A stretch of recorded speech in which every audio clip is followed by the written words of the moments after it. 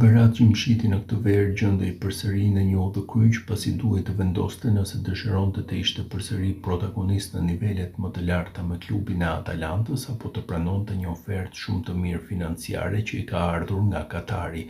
Zgjidhjen duket se ja ka gjetur klubi i tij.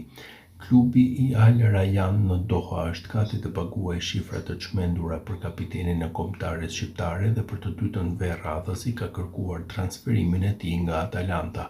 Klubit bergamasky është propozuar dhe një shifër prej rreth 10 deri në 12 milionë eurosh për të lënë të lirë futbollistin i cili hyn në vitin e fundit të kontratës së tij. Për këdo, kjo do të ishte një ofertë vështirë për t'u refuzuar, por për Atalantën gjërat ndryshuan shumë këtë verë me largimin e trajnerit Gianpiero Gasperini dhe afrimin e Ivan Juric. Ndaj sipas mediave lokale, më saktësisht edicionit të Bergamos të Corriere della Sera, klubi ka vendosur që të refuzojë ofertën nga Katari për lojtarin. Gjimshitit i kërkohet që të qëndrojë dhe të vazhdojë të bëjë liderin e mbrojtjes së Zikalderve në një tjetër sezon të rëndësishëm me prani në Champions League.